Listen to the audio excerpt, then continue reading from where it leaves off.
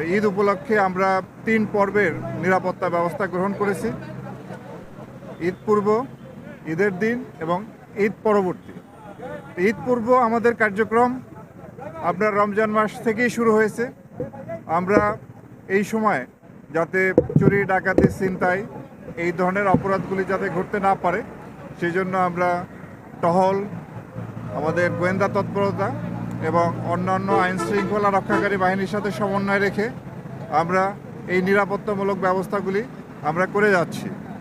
এবং ঈদের সময় যারা ঘরমুখ মানুষ, যারা পরিবার পরিজনের সঙ্গে ঈদ করার জন্য বাড়িতে যাবেন, তারা যাতে নির্বিঘ্নে নিরাপদে বাড়িতে যেতে পারেন সেই জন্য আমরা আপনার মহাসড়কে, নৌপথে, বিভিন্ন বাস টার্মিনাল, আপনার রেলওয়ে স্টেশন, লঞ্চঘাটে নিরাপত্তা ব্যবস্থা জোরদার করেছি। এছাড়াও ঢাকা সহ সকল মেট্রোপলিটন এলাকা এবং অন্যান্য জেলা শহর হতে উপজেলা পর্যায়েও আমাদের এই টহল তৎপরতা অব্যাহত আছে, যাতে আমরা মানুষ যাতে এবার নির্বিঘ্নে নিরাপদে ঈদ করতে পারে সেজন্য আমরা কাজ করে যাচ্ছি।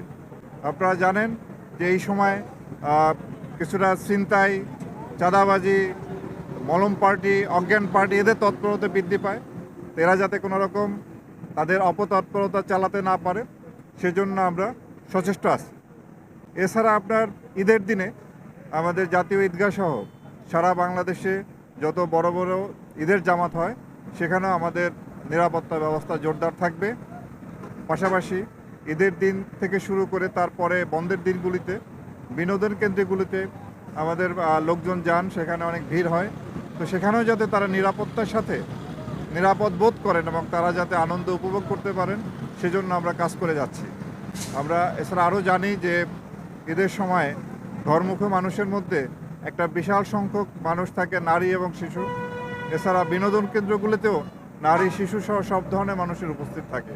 তা আমরা যাতে নারী, শিশু এদের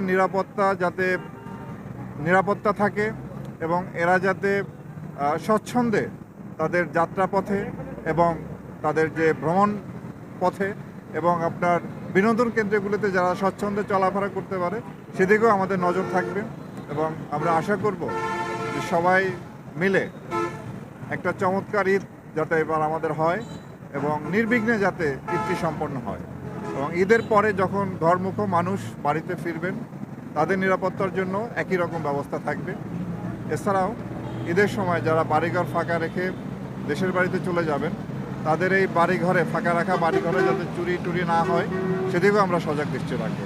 আমরা সর্বোপরি মানুষের নিরাপত্তা, তাদের নিজের ব্যক্তির যানবাহনের নিরাপত্তা, সম্পদের নিরাপত্তা যাতে বজায় রাখে এই পবিত্র ঈদে সেই জন্য আমরা অন্যান্য আইনশৃঙ্খলা রক্ষাকারী বাহিনীর সাথে সমন্বয় রেখে কাজ করে যাচ্ছি। ইনশাল্লাহ আমাদের প্রচেষ্টা, আপনাদের সহযোগিতা সব মিলে এবার একটি চমৎকার ঈদ অনুষ্ঠিত হবে।